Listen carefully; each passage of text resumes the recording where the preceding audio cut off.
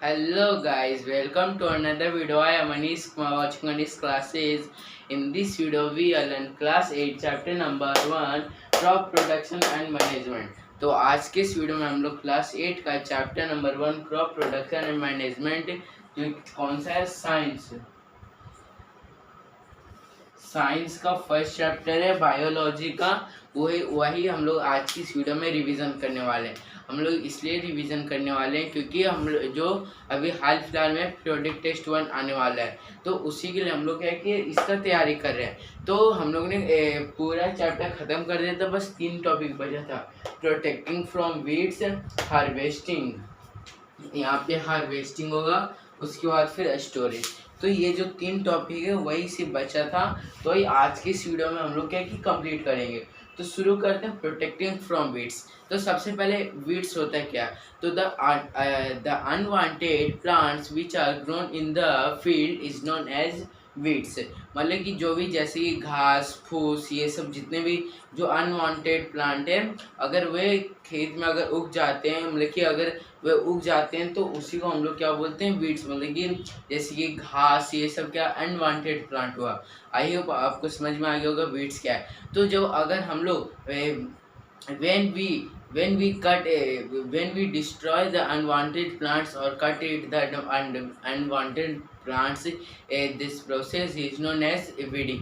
तो weeding उस process को कहते हैं जहाँ पे जब अगर हम लोग को घास फूस आ गया तो अगर हम लोग उसको अलग कर देंगे, तो जिस प्रोसेस की हेल्प से उन्होंने जैसे कि हाथ से ही काट देते हैं, तो उसी को हम लोग क्या बोलते हैं? वीडिंग बोलते हैं। आई होप आपको समझ में आ गया। तो फर्स्ट एक काटना, दूसरा है मतलब कि खींच देना, और तीसरा मैंने कि क्या है कि कुछ केमिकल्स को क्या है कि छिड़क देना, जिसके कारण क्या है कि वीड्स अपने आप ही गायब हो जाए, मतलब कि मर जाते हैं। तो वीड्स तो आप कमेंट बॉक्स में बताइएगा कि ऐसा कौन सा केमिकल है और केमिकल्स बोल सकते हो जो कि वीड्स को ख़त्म कर देता है। तो जो आप सोचोगे कि वीड्स को इम्पोर्टेंट क्यों है? अगर हम लोग मैन्योर डालेंगे तो थोड़ा सा वो भी ले लेगा, तो क्या फ़ायदा?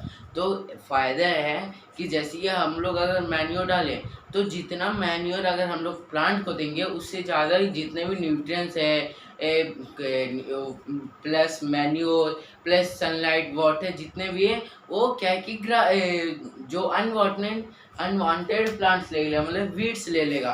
तो फिर फ़ायदा क्या हुआ? जिसके कारण हम लोग को और ज़्यादा क्वांटिटी में वाटर सप्लाई करना पड़ेगा, न्यूट्रिएंट्स में मैन्योर फर्टिलाइज़र डालना पड़ेगा। तो इसलिए हम लोग अनवांटेड प्लांट्स को क्या कट कर देते हैं। आई होप आपको समझ में आ गया। अब हम लोग देखते हैं हार्वेस्टिंग। तो हार्वेस्टिंग क्या है? तो सबसे पहले हम लोग देखते हैं कि जैसे कि हम लोग ने फसल उगाया, तो फसल अगर जैसे कि अगर आपने खाना खाया तो खाना खाने के बाद क्या करोगे? हैंड वॉश करोगे। तो उसी तरह कि अगर जैसे कि आपने क्रॉप लगा दिया, बहुत मेहनत भी कर लिया, वाटर सप्लाई कर दिया, वीड से प्रोटेक्ट कर दिया, उसमें मैन्योर फर्टिलाइज़र डाल दिए। अब क्या है कि लास्ट में क्या है कि जब वो बड़ा होगा, प्लांट ग्रो करेगा, तो उसको भी घर में तो रखना पड़ेगा ना। ये नहीं कि जो लगा दिए तो लगे रहो 5 साल 2 साल 100 साल 200 साल तक जिएगा और बहुत लंबा क्रॉप हो जाएगा, तो ऐसा नहीं होगा ना। तो इसलिए उसको जैसे कि अगर हम लोग क्या है कि प्लांट को कट कर देते हैं, मतलब क्रॉप को कट कर देते हैं, तो वही क्या हुआ?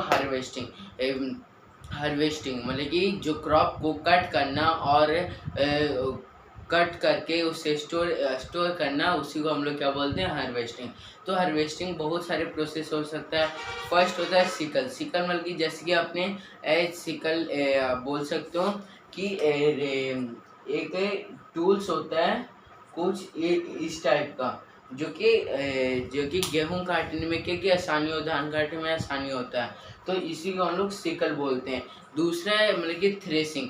तो मतलब कि जैसे कि आपने थ्रेसर सुना होगा, नाम सुना होगा अगर आप गांव में रहते होगे, तो उससे में जितने भी क्रॉप है उसको डाल दो, तो अपने आप ही जो फूड मतलब कि जो फूड होगा वो एक तरफ, और जो फ्लावर मतलब कि जो भी जो वेस्ट होगा वो एक तरफ। तो ये हुआ हार्वेस्टिंग। अब हम लोग हार्वेस्टिंग भी कर लिए, तो सबसे पहले अगर आपने खाना भी खा लिया, हैंड वॉश भी कर लिया, तो हाथ तो आप पोंछोगे ना।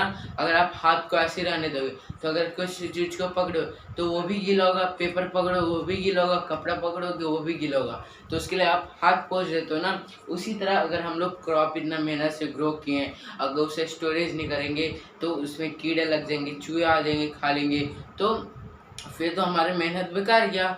तो उसी तरह हम लोग को भी क्या क्या स्टोरेज करना पड़ता है। तो स्टोरेज क्या कि बहुत सारे क्या कि ड्रम आते हैं, उसमें कि उसमें भी रख कर स्टोर किया जाता है। या फिर गांव में तो पहले बहुत सारे कोठी हुआ करते थे जो कि सिर्फ मिट्टी से बने हुए रहते थे।